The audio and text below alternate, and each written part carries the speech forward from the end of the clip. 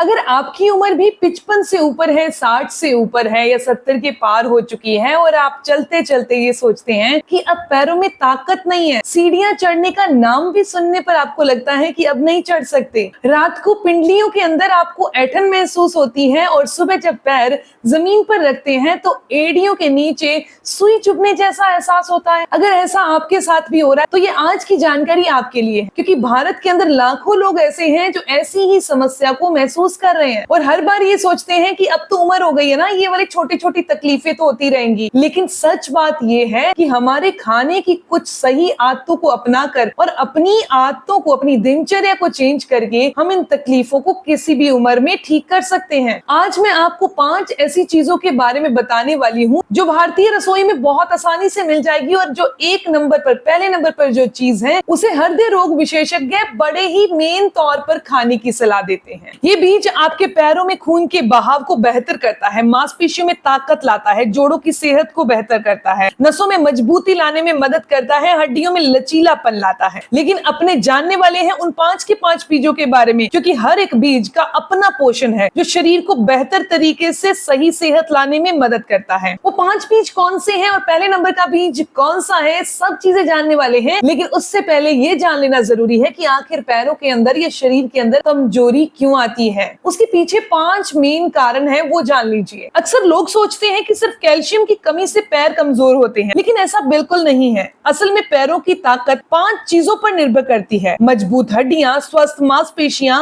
मजबूत नसें, अच्छा ब्लड सर्कुलेशन और जोड़ों की सही चिकनाहट। अगर इनमें से कोई एक चीज भी कमजोर हो जाए तो धीरे धीरे चलना मुश्किल होने लगता है। आयुर्वेद में इसे वात दोष बढ़ना कहा गया है, जबकि आधुनिक विज्ञान इसे एजिंग प्रोसेस का सामान्य हिस्सा मानता है। लेकिन सही भोजन, हल्की एक्सरसाइज, अच्छी नींद और पौष्टिक वाले बीज इस प्रक्रिया को काफी हद तक धीमा करने में मदद करते हैं। अब जानते हैं वो 5 बीज कौन से हैं। तो 5वें नंबर पर आते हैं मेथी दाना। मेथी दाना लगभग हर भारतीय रसोई में मौजूद होता है, लेकिन ज्यादातर लोग इसे सिर्फ मसाले की तरह इस्तेमाल करते हैं, जबकि आयुर्वेद में मेथी को वात शामक यानी कि बढ़े हुए वात को शांत करने वाला माना गया है। आधुनिक रिसर्च बताती है कि मेथी सूजन दूर करने में मदद करती है और जब जोड़ों की सूजन कम होती है तो दर्द भी धीरे धीरे कम होने लगता है। इसके अलावा मेथी ब्लड शुगर को संतुलित करने में भी मदद करती है। अगर ब्लड शुगर नियंत्रित में रहेगा तो पैरों में नसों को नुकसान पहुंचाने का खतरा भी कम हो जाएगा। अब जानते हैं इसे खाना कैसे है। आपने रात के समय आधा चम्मच मेथी दाना अच्छे से धो लेना है, 1 गिलास पानी में भिगो कर रख दीजिए। सुबह आपने मेथी दाना भी चबाकर खा लेना है और आपने पानी भी पी लेना है। लेकिन अगर आपको डाइजेशन में कोई भी इशू आ रहा है या वो कड़वी लगती है तो आपने उसे हल्का सा उबाल लेना है, फिर इस्तेमाल करिए, फिर खा लीजिए। अब बात करते हैं 4थे नंबर के बीज की, और वो बीज ज्यादातर लोग फेंक देते हैं, लेकिन न्यूट्रिशन एक्सपर्ट इसे खाने की सलाह विशेष तौर पर देते हैं, और वो है कद्दू के बीज। क्योंकि इन कद्दू के बीजों के अंदर मैग्नीशियम बेहतर तरीके से होता है। मैग्नीशियम मांसपेशियों को आराम देने में मदद करता है। अगर शरीर में मैग्नीशियम कम हो जाए तो अक्सर रात में पिंडलियों में दर्द होने लगता है, मांसपेशियों में खिंचाव होने लगता है, पैरों में बेचैनी महसूस होती है। आयुर्वेद की भाषा में कहें तो ये मांसपेशियों को पोषण देने वाले बीज हैं। इसके अलावा कद्दू के बीजों के अंदर जिंक पाया जाता है जो नींद बेहतर लाने में भी मदद करता है। इसे लेने का बहुत साधारण सा तरीका है। आप इसे रोस्ट करके चबाकर खा सकते हैं, सलाद के ऊपर डाल सकते हैं, ओट्स के ऊपर डाल सकते हैं, दलिए के ऊपर डाल सकते हैं, या फिर आप इसे रात को पानी में भिगोकर सुबह चबाकर सेवन कर सकते हैं। दोस्तों, अब तक हमने बात की है मेथी दाने के बारे में और कद्दू के बीजों के बारे में जो हमारी जोड़ों और मांसपेशियों को बेहतर बनाने में मदद करता है। अब हम बात करने वाले उन 3 और बीजों के बारे में जो बढ़ती उम्र में हड्डियों, नसों और पूरे शरीर की ताकत के लिए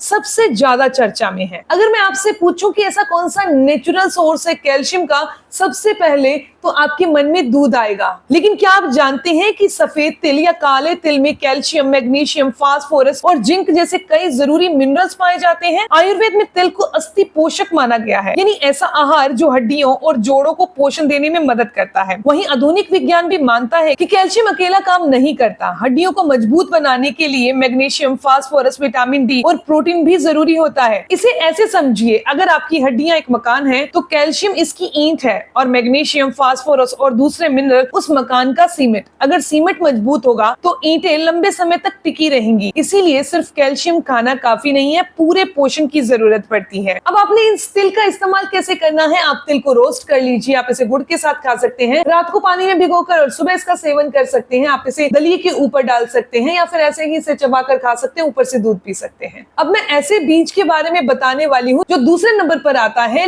लेकिन न्यूट्रिशन एक्सपर्ट इसे सुपर फूड की कैटेगरी में रखते हैं और वो है सनफ्लावर सीड यानी कि सूरजमुखी के बीज। सूरजमुखी के बीजों के अंदर विटामिन ई, हेल्दी फैट और एंटीऑक्सीडेंट पाए जाते हैं। आयुर्वेद में इसका सीधा सा वर्णन है कि ये शरीर के अंदर ओज बढ़ाने में मदद करता है। आसान भाषा में कहें तो हमारे शरीर के अंदर लाखों कोशिकाएं हैं, उन कोशिकाओं को नुकसान से बचाए रखने के लिए सनफ्लावर सीड बहुत अच्छे से काम करते हैं। इसे विज्ञान की भाषा में ऑक्सीडेटिव स्ट्रेस कहा जाता है। ये नुकसान नसों, त्वचा, मांसपेशियों और जोड़ों पर भी असर डालता है। विटामिन ई इन कोशिकाओं की सुरक्षा करता है। जब नसें स्वस्थ रहती हैं तो दिमाग से पैरों तक संदेश सही तरीके से पहुंच पाता है, चलना आसान हो पाता है, संतुलन बेहतर हो पाता है और हाथ पैरों में होने वाली झंझनाहट भी दूर हो जाती है। इसे लेना बहुत आसान है। आपने 2 चम्मच के करीब सनफ्लावर सीड लेनी है। आप इन्हें पानी में भिगो कर ले सकते हैं, सलाद के साथ, दही के साथ, ओट्स के साथ कैसे भी सेवन कर सकते हैं। अब बात करते हैं पहले नंबर के बीज की। न्यूट्रिशन एक्सपर्ट और हार्ट स्पेशलिस्ट इसे लेने की सलाह देते हैं, तो इसमें ऐसा क्या है दोस्तों? वो बीज हैं अलसी के बीज। अलसी के बीजों के अंदर ओमेगा 3 फैटी एसिड, फाइबर, लिग्नेंस पाए जाते हैं। ये पोषक तत्व शरीर के लिए कई तरह से फायदेमंद होते हैं। ये दिल की सेहत को सपोर्ट करते हैं, खून की नसों की सामान्य कार्यक्षमता को बेहतर बनाते हैं, सूजन कम करने में मदद करते हैं, पाचन को बेहतर बनाते हैं। अब सोचिए, अगर खून का बहाव अच्छा होगा तो पैरों तक ऑक्सीजन और पोषण भी बेहतर तरीके से पहुंच पाएगा और जब मांसपेशियों को सही पोषण मिलेगा तो कमजोरी महसूस होने वाली संभावनाएं कई हद तक कम हो जाएगी। आपने अलसी को रोस्ट करना है, उसके बाद इसको पाउडर बनाना है। आप इसे लस्सी में डालकर, दही में डालकर, सैलेड के ऊपर डालकर कैसे भी सेवन कर सकते हैं। एक बात हमेशा याद रखिए, कोई भी बीज, कोई भी फल, कोई भी घरेलू उपाय अकेला चमत्कार नहीं करता। अगर आप दिन भर बैठे रहते हैं, पानी कम पीते हैं, नींद पूरी नहीं लेते, व्यायाम बिल्कुल नहीं करते, तो सिर्फ बीज खाने से उम्मीद के मुताबिक आपको परिणाम नहीं मिलेंगे। असली बदलाव आता है जब आप अपनी डाइट अच्छी करते हैं,